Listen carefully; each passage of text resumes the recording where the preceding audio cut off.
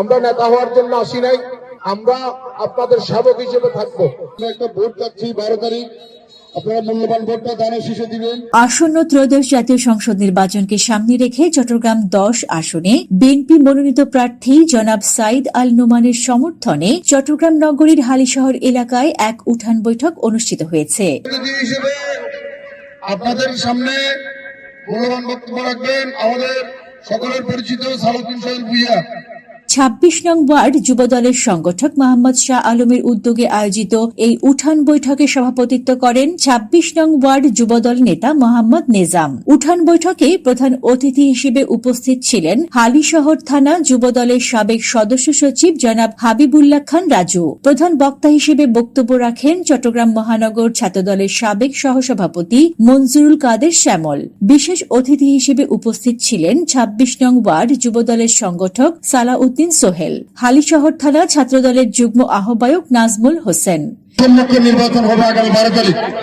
সেই নির্বাচনে আপনারা সবাই অংশগ্রহণ করবেন, আপনাদের মূল্যবান ভোট দিবেন।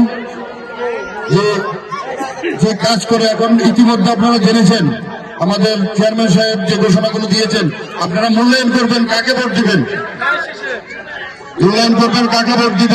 আমাদের প্রার্থী এবং আরো যারা প্রার্থী আছে সবাই কিন্তু রহমানের যে উনি চিন্তা করে যে প্রার্থীগুলো দিয়েছেন, আমাদের প্রার্থীগুলো খুব চিন্তা করে দিয়েছেন, সেদিকে খেয়াল করবে। আমাদের প্রার্থী সাইদ আল নোমান আপনাদেরকে বলেছেন উনি নেওয়ার জন্য আসেননি, উনি দেওয়ার জন্য এসেছেন আপনাদেরকে। না বললেই নয়, বাংলাদেশে দীর্ঘ 17 বছর একটি অপশাসনের মাধ্যমে দেশের অবকাঠামো যেভাবে ভেঙে পড়েছে, অর্থনীতি দুর্বল হয়েছে, মানুষের অর্থনৈতিক অবস্থা অনেক শোচনীয়। আমরা যদি এই বিষয়গুলো লক্ষ্য রেখে সামনে নতুন বাংলাদেশ বিনির্মাণের জন্য আমাদেরকে ধানের শীষে ভোট দেওয়া ছাড়া কোনো বিকল্প নাই। আপনারা এখানে যারা মা বোনরা অনেকক্ষণ বসে আছেন, আপনাদের জন্য একটি কথা বলি।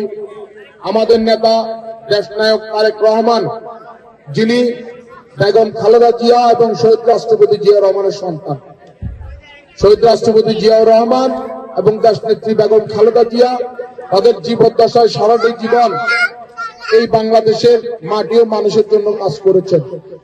তো তারই সন্তান যেহেতু তারেক রহমান আমাদের নেতৃত্ব দিচ্ছেন, উনি যদি প্রধানমন্ত্রী হয়, বিএনপি যদি বাংলাদেশের রাষ্ট্রীয় ক্ষমতায় আসে, আপনাদের জন্য উনি কিছু কাজ হাতে নিছেন। এই যে দেখেন, এটা একটা ফ্যামিলির কাজ।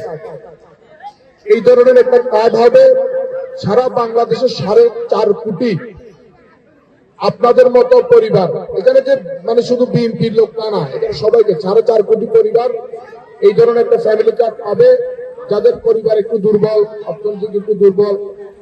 এই পরিবারের মহিলাদেরকে এই কার্ডটা দেওয়া হবে, যারা এই কার্ডের মাধ্যমে প্রতি মাসে 2,500 টাকার একটা প্রণোদনা পাবে। এই 2,500 টাকার আপনি পণ্য কিনতে পারবেন অথবা ক্যাশ টাকা দেওয়া হবে। আমি আশা করব ধানের শীষের পক্ষে গণজোয়ার সৃষ্টি করার জন্য আর কোনো শঙ্কা নাই। আপনারা ধানের শীষে ভোট দিবেন তো? আপনারা ধানের শীষে ভোট দিবেন? 12 তারিখে কোনো মার্কা আছে? সরকার গঠন করবে।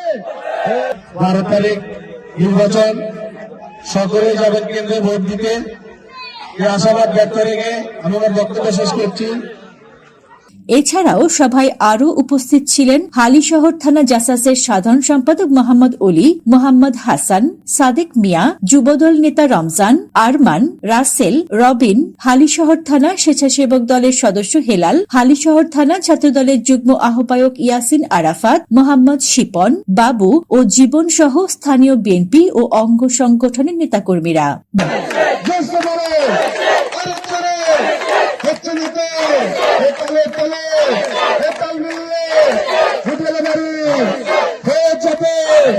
ইনশাআল্লাহ ধানের শীষের বিজয় আমরা নিশ্চিত করবো ইনশাআল্লাহ।